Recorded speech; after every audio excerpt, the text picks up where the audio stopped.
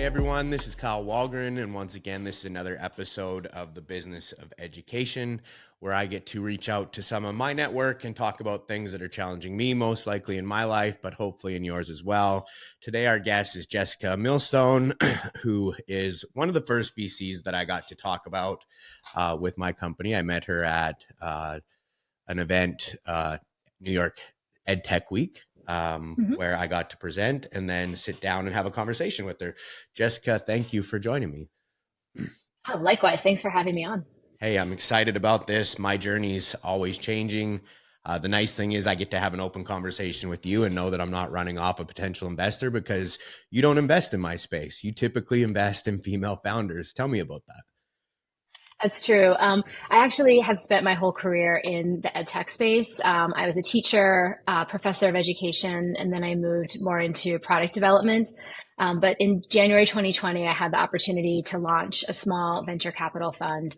And really, the focus of that fund is female founders. So we built it as a mission-driven fund to solve the problem of only about 2% of all venture capital is raised by women. And we just really wanted to change that in whatever small incremental way that we could. So we focus on very early stage founders who are in that sort of 0 to 1 space, building their company from scratch in some way. Most of the companies in our portfolio are in the ed tech space because that's me and my background, my network. I feel like if there's a female founder raising a pre-seed or a seed round in ed tech, I probably get to meet her at some point, which I love, by focusing in so like concretely on those areas. And it's just been my personal journey as a woman in the tech space, to sort of see the pitfalls and the hurdles that we have both in building products and raising capital. So those are the two things that we're trying to solve with the fund. Well, and it's much needed. So you touched on two underserved areas, one, female founders, but another one that's dear and dear to my heart, ed tech. It Right. seems like, everybody talks about how great it is and how we need to change the world. And it starts with, our kids and education. But when you're like, okay, well, put your money there, nobody wants to do it. What Right. made you We had like jump this, we off? had this like brief, like frothy period during COVID, I think, where genuinely every single person understood very clearly like what the problems are around delivering education online, because it was happening in their own living rooms on a daily basis with their own kids. So there was like a short period of time, I think, where people really got how critical this area of development is in the tech space. But then, post COVID, starting in 2022, we really saw like an enormous cliff fall off the cliff of funding for ed tech products. So I think it's gone down, different numbers, 80, sometimes people say 90% since those highs in 2020 and 2021. Well, I can speak on that. I feel it for sure. I was all excited when we started building our product, but I built my product out of a need during COVID, right? So we were like a little Mm-hmm. bit late to the game. It felt like to really get on that hype around ed tech. But then you've seen, a lot of those companies kind of started failing after COVID too, right? So like big risk going into ed tech, but then those companies started failing and it kind of, shedded a light. Like it's really tough in the Yeah. education space as a technology Yeah. company. What do you think I mean, some I of think the, I think there's a couple of reasons for that. Like one is that genuinely a lot of the companies that were started during COVID were solving a problem that COVID created. So they were a little specific to the time and place that they were developed. I think in the bigger picture, what we saw was that the education space, like healthcare, like some other government driven industries, even a 2 or 2.5 year break in behavioral change, not kids not going to school, or or on the positive side, like having access to remote learning from wherever you are in the world, Mhm. increased access to that. Those things didn't actually change the institutions behind teaching and learning. And Right. so there became like a mismatch between the products that were created and the environments that they're being implemented. Everything from inside the classroom to decision making at the purchasing level. That brings up a very good point. We tried to react and build a product for that short term problem, but I think COVID also shined a light on problems that started prior to COVID. Literacy Of rates were course. falling. Teachers are, leaving the classroom. So Yeah. there was a lot of problems that were taking place that, COVID actually shined a really good light on so we could get ahead of those things. What are some of the trends that, we might have identified during COVID that we're continuing to see after COVID that it just wasn't a short-term problem? Well, I mean, there's both the aspirational trends or the things that I like the hopes and dreams that I had that COVID would change sort of more permanently, like a way of bringing hybrid learning to the K-12 environment to really allowing for a more flexible schedule for students, for teachers, for parents, families, a way to kind of disrupt the rigid schedule grid of a K-12, a typical K-12 environment. I was really hoping there'd be like massive uh, behavioral change and people being a lot more open to the idea of hybrid learning in some form, continuing well past COVID. Did not really see that happen. I think for a lot of reasons. Again, one of the problems that was illuminated so clearly during COVID was the childcare crisis that we have in Right. this country. That we just really don't have a really great system for all people in a family to be able to work during the day if their child is not in school yet. Because K-12 school is childcare through Right. 12th grade. I mean, that's like where I know that my kids are, like all the way through. I would even include college in that if it's a residential college, that you really like it's a form of childcare and we don't openly acknowledge that and invest in it through schools and sort of build new infrastructure and pipelines for like how that's going to happen. So like there are some things that I was really hoping would either be illuminated and then really worked on in the aftermath, or like hybrid learning just continue and like we could cherry pick the best practices that came out of that. I mean, most of it was done in an emergency crisis way, not well done, but Mhm. there's real potential to do it better as you evolve and iterate on it. And, we just haven't really seen that part. I But the think things that, that we have, yeah, go ahead. no, go ahead. Finish what you're saying, please. No, I was just going to say, but I mean, likewise, on the other side, I do think that there's also some great things that have like really taken hold. And that, you know, students that, were working like on a more project-based level, for example, like more project-based learning was being implemented. And we're seeing a lot of that continue. We're seeing huge focus like on uh, literacy and math, like basic, getting back to basics to cover what they're calling learning loss, but as you said, was already happening even well before COVID. Right. And so like there's, just more and more kind of resources and efforts put towards the very like fundamental things that count. No, and we're noticing that, like, as you know, my startup's a literacy product, and a lot of the questions we got around COVID is like, what are you going to do when the ESSER funding falls off? How are you still Mm-hmm. going to have a customer? And because of the focus that has fallen on literacy, they're pouring more money into that sector, into the education space. So we're not noticing that. But a lot of Mm-hmm. companies were like, had this very bright light shined on them with the COVID funds. It was really easy to get some work at first, but now all those funds are disappearing, I think, in 25. And I think you're going to start seeing a lot of those products fall out.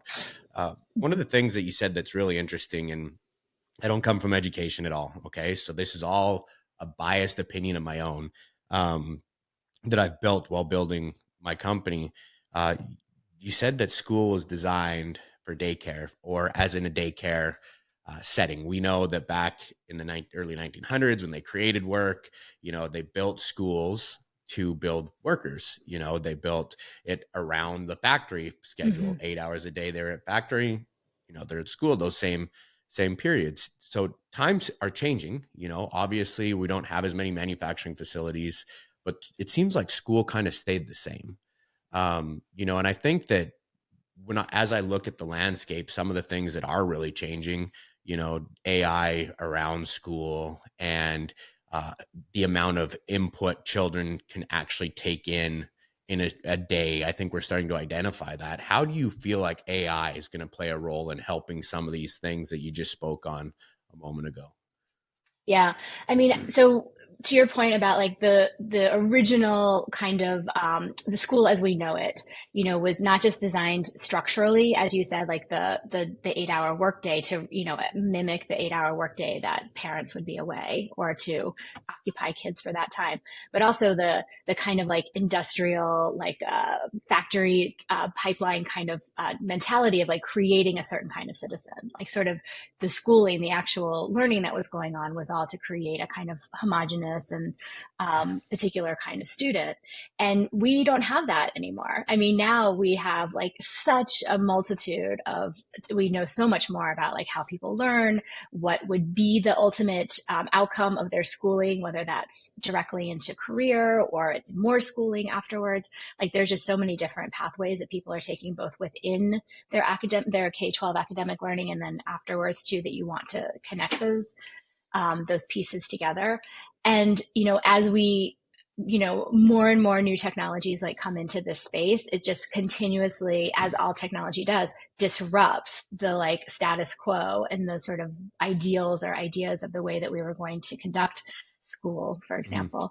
And as those technologies come in, they really give you opportunity to change structurally and systemically.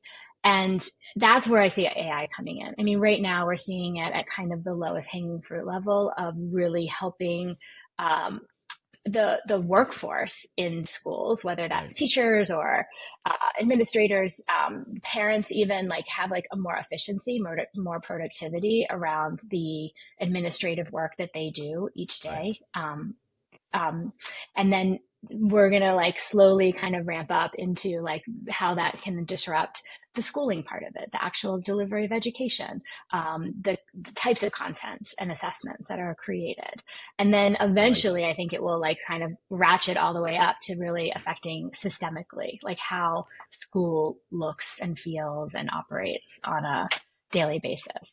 I mean, I think in some ways, this is very blue sky, but I think that AI might be one of the true paradigm shifts that could change us rigid systemic culture like a Right. school or a healthcare system or a government. Like I think those are like this really has the potential to do that. The thing that, and as I keep mentioning, I'm in literacy, but where we see it, teachers are kind of like the ones that really love being in education are kind of like, I don't want it to take my job, and us having a Mm-hmm. conversation like, hey, it's not here to take your job, but it's here to like free up some of your time. It's here to standardize some of Exactly. the things you're doing. But for us, we're seeing this huge influx in educators. And the way I'm going to say this is going to sound shocking, but it's true. Like, educators today were literally, working in grocery stores yesterday, or maybe like the corner store, which was typically not the case ever. They went through school and, were brought a lot of course, but there's such a major shortage right now. Teachers Mm-hmm. are coming in with a lot less background in education today because, I think the stat that I read the other day is like 54% of educators wish they never even got into education because they're like Mm-hmm. so underappreciated. You know what I mean? Like this is a Mm-hmm. job that you're not making a lot of money for. You're going to deal with, pardon my language, snot-nosed kids that have no respect for you. And then Mm-hmm. at the end of the day, the parents want to blame them for the problems Mm-hmm. that these kids are having, even though the parents aren't playing a part in the educational journey as needed. So, Mm-hmm. I feel for teachers. I really feel like they're trying to do an amazing thing and get very little appreciation for it. Well, this is a subject that's very near and dear to my heart. So I always say, like, teachers are my people. Like, I was a teacher. I worked as a professor of education, training early career teachers. So I really have like a very deep connection to the personality type, to the person who Mm-hmm. comes into this profession.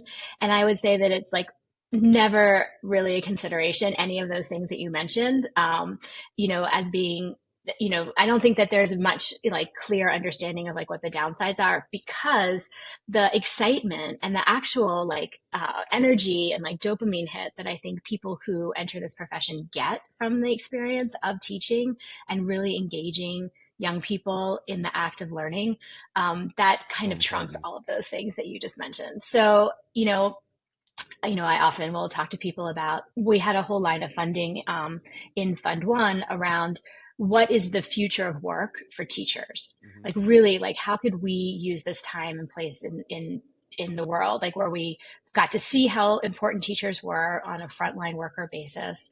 We, have a crisis of people leaving the profession right now because in the wake of that, and just burnout in general, For sure. of the type of expectations that are laid on them.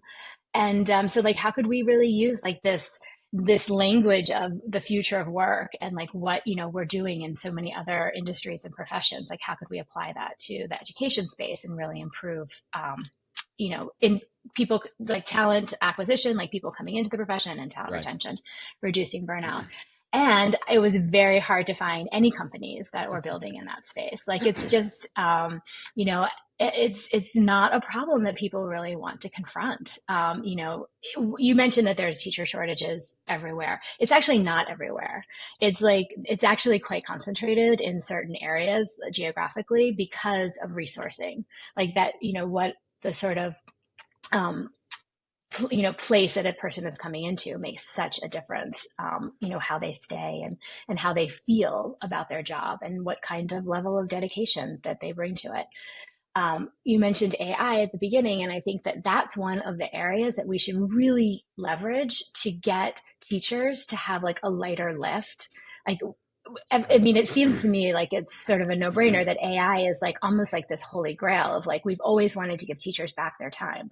We know how much time they spend both, all day in front of students on performing, and then all night grading papers, like Right. planning for the next day, dealing with interpersonal relationship stuff, and over the weekends. And if like AI can just take off some of that layer of the administrative work that For happens sure. outside of the classroom, there's so much more chance for those relationships to go. So we know that this is like a way in which we could use it. It's really just a matter of like implementation, I think, at this point. And I'm glad you said that. I think that that's, for those listening that are looking to get into education space, areas that it needs help. I think that exactly what you're saying, like what are the Mm-hmm. crucial things that a human teacher component that can't be replaced by technology. The interaction Right. is so important, but And is use the grading papers technology. so Yeah. important? You know what I mean? Where would Yeah. be a better use of our time? Um, Well, I mean, I have a colleague, a friend who is a high school teacher, and he's created a chat GPT wrapper of his own design, of that he built an LLM of feedback that he's given to students over 20 years, oh, and wow. has a GPT wrapper that he uses to generate feedback for students' work that's coming in now. And he edits it, he reads it. It's like making sure that it's actually like related to the work that they've done. But he said, bottom line, I have lunch with my students now instead of grading papers. And And I like think that's so that's a important. great replacement right there.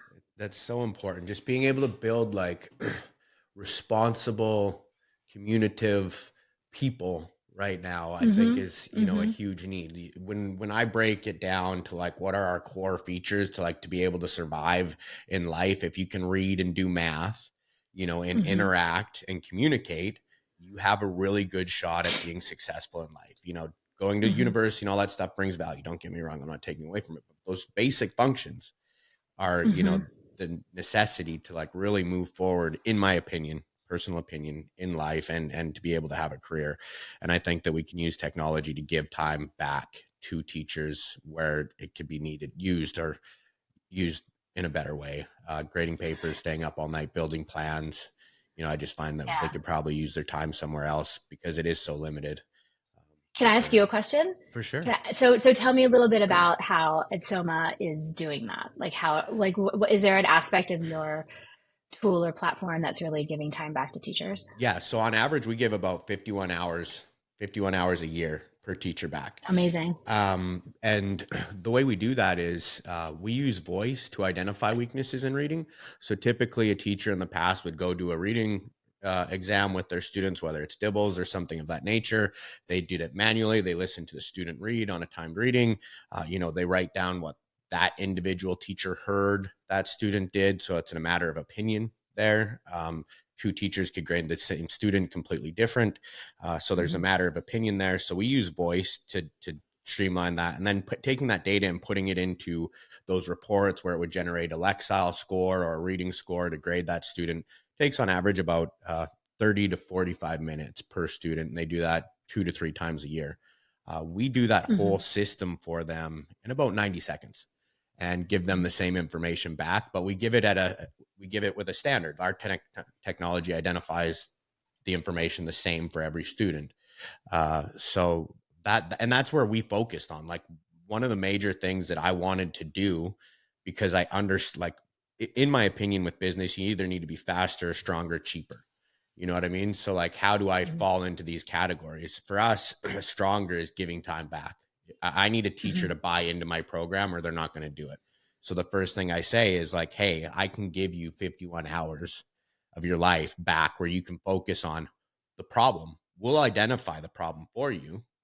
Or sorry, let me reword that. You can focus on the solution. We'll identify Hmm. the problem for you in reading. We can pull all those data points together to show what each individual student is having troubles with, and then you can fix it. You know what I mean? That's what teachers are there for. They're there to teach and Right, guide. right, You know what I mean? So right, if we right. can take some of that identifying time away, where they can just be a really big impact and influence on a child's life, I feel like that's where we fit that the best. Um, Hmm. and then the other thing is, uh, teachers were always had to find a way to connect with an individual. And I've had this conversation work two different ways where I'll be talking to somebody. I've used it, like when I went to school, I did a book report on Old Yeller. I've had people older than me report back and be like, when I was in school, I read Old Yeller. You know what I mean? So, like, Old Yeller was a very popular book, I think, back in the day. Kids really don't care about Old Yeller anymore. So we also provide a huge library for the individual based on the science of reading. So teachers don't have Hmm. to spend all that time finding a way to connect with content for the individual user. Hmm. We help them with that as well. So my Yeah. whole mission was to give as much time back to the teacher. And that was our idea on how we could get teacher buy-in, because they get brought something new to them every day. Hey, I want you to do this. I want you to get this report. Yes. I need this. So, like, why do they want to do something else? They're already limited on time. It's not like they're going to get paid anymore for using our Or product. create more hours in the Yeah. day. I mean, it's just They're it's just not both. It there. runs both ways. Yeah. So, that was our whole mission from the teacher standpoint. How do we bring value? Hmm. And to me, I think the best value we can give teachers is support and time savings. The other thing that I feel like for younger teachers that we're doing for time back is like, they're not coming with as much experience in an individual topic. Before, there was a lot more emphasis on a literacy specialist or a literacy coach. Hmm.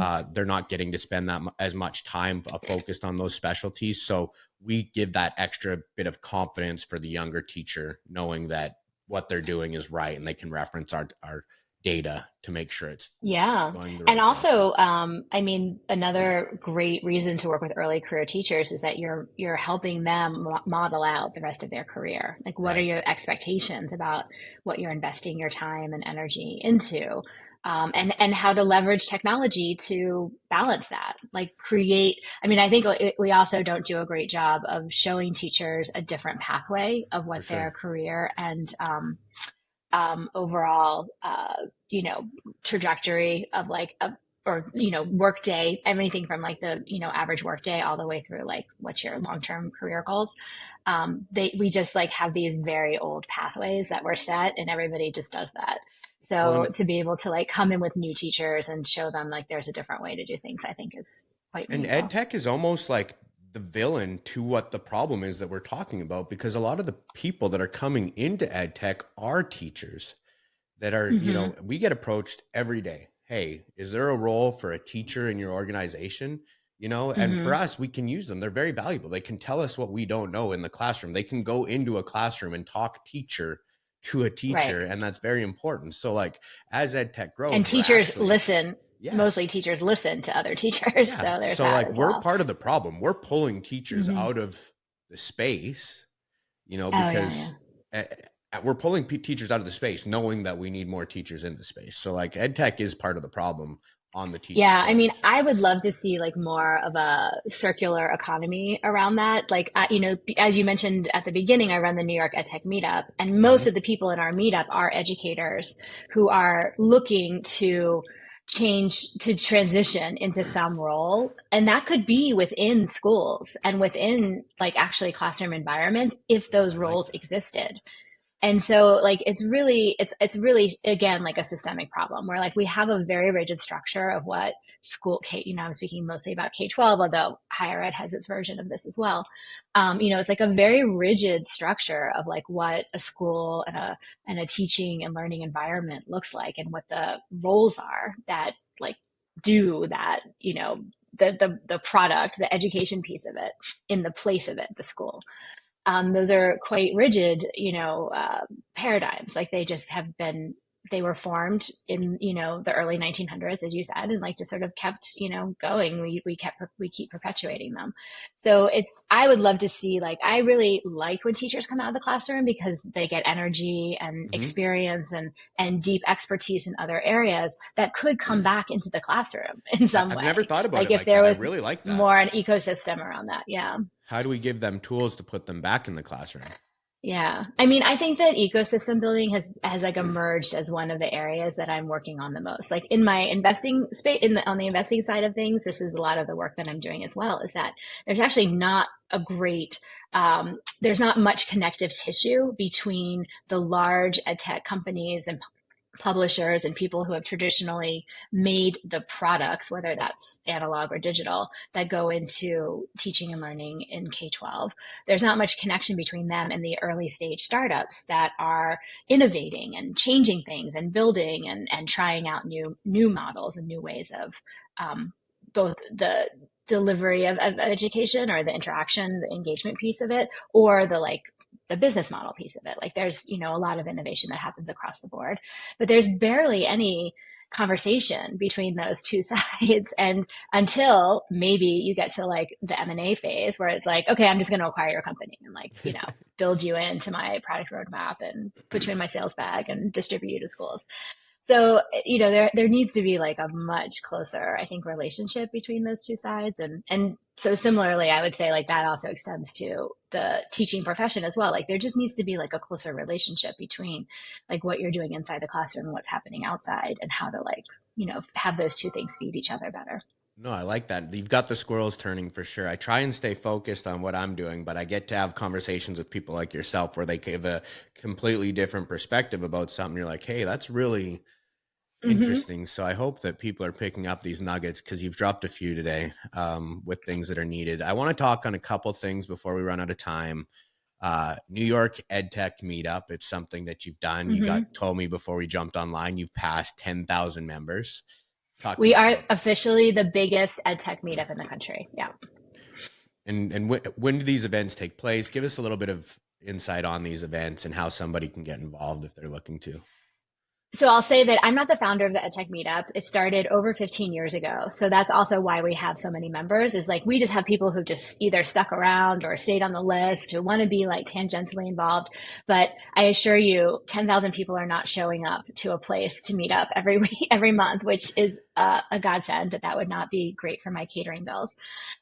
So what we do is we host, and it's evolved a little bit over time. So during COVID, we were doing virtual meetups, and that's also a big period of organic growth for us. That people just found us from all over the world and logged into the Zoom meetups that we were doing.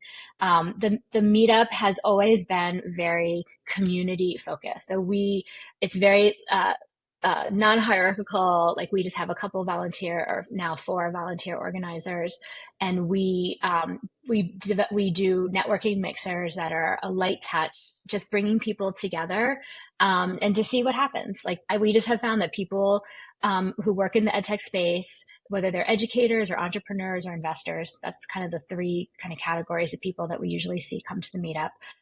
They just want to be in the same space together and talk. So we've done that before COVID. We were meeting up once a month. We had an amazing home.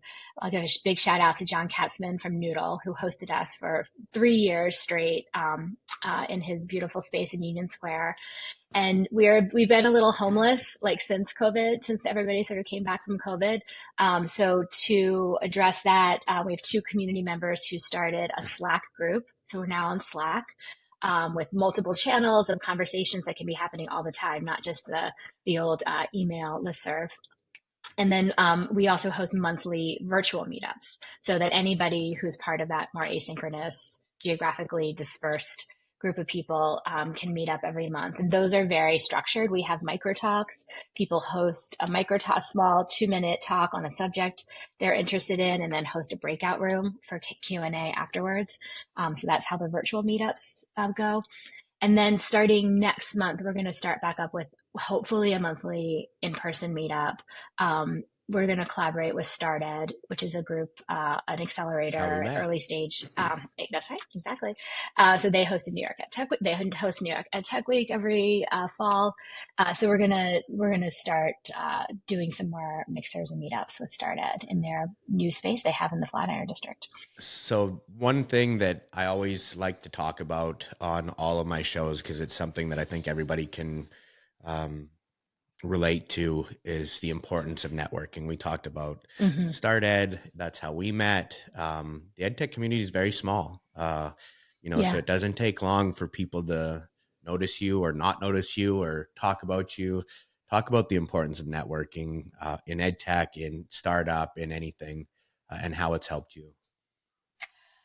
Well, I'll preface this by saying that I have come to this, like I've come to understand the power of it and to really enjoy and appreciate it. But it was not a natural thing for me to be very out there hosting events or, doing this networking piece. It's something that really emerged. So like I always like to tell people like you don't have to be a natural party person or PR kind of coordinator person to do this work, especially in a space like EdTech, where I think it's truly appreciated and people are really grateful for the opportunity to come together. So, Yeah. my philosophy has always just been like create the space and let the people like sort of bring it together as they choose and as it works for them. Like I said, it's emerged as something that like I've become known for and I do very intentionally and I really enjoy.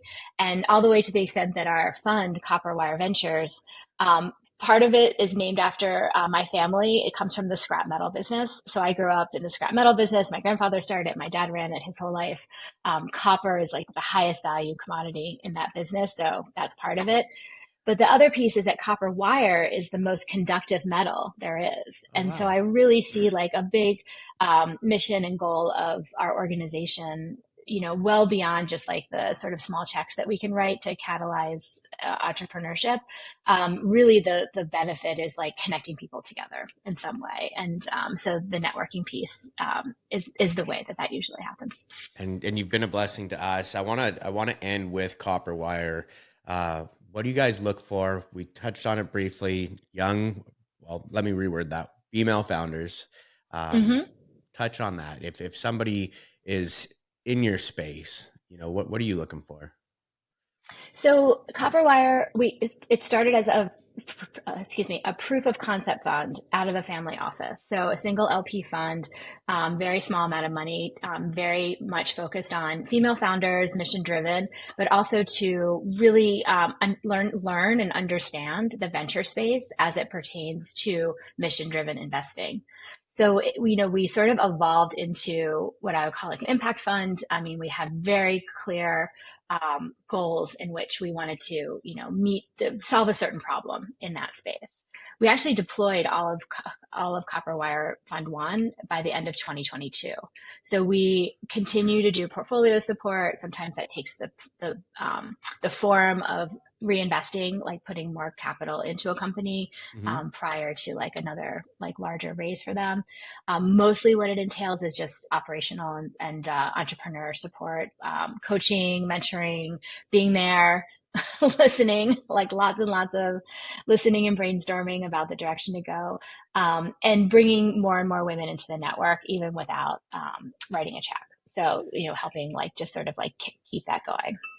No, that's so important. There's a lot of stuff that the whole reason I do this podcast is because I feel like I'm lost in a space that I know nothing about. And getting to have conversations like this with people like yourself, I learned so much. So I hope that the people that listen to it get the same out of it. So I try and ask questions around, problems that I'm Mm-hmm. having for sure. If somebody wanted to get a hold of you, how do they go about doing that? What's your Well, best place? yeah, I would say like LinkedIn has become like my main social media site, which is a little sad. But I actually find it really a great place to talk, to really talk to people. Like I think the engagement piece of it is quite good around if, people are building in public and they're sort of publishing the kinds of things that they're working on and thoughts that they're grappling with. And I find that actually really engaging format. So you can always find me on LinkedIn and message me there.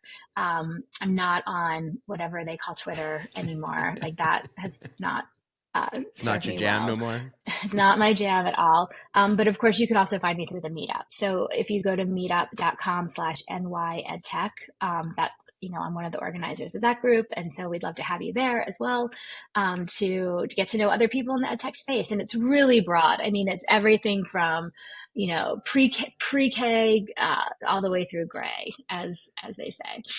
So, And I'll put we your are working in all those spaces.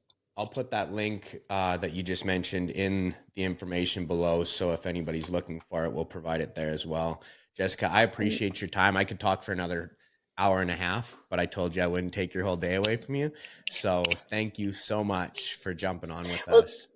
Great. Well, to be continued another time, I'm sure. I will. I'm going to reach out. Okay. You know that I'm not scared to ask questions. So And I love this. This is like, I would say Q&A is is like kind of the best format for me. Just like throw some questions at me and, well, I had all these we'll papers. just have like a conversation. Eliana does all this research for me, and she's like, "Hey, this is what I want you to talk about." I haven't even opened the first page of it. I didn't even get to read one page that she made. So, Yeah. that's how selfish I am. I just want to know about stuff that I want to know about. So, No, and also we could just talk for hours. So anyway, well, to be continued, like I said.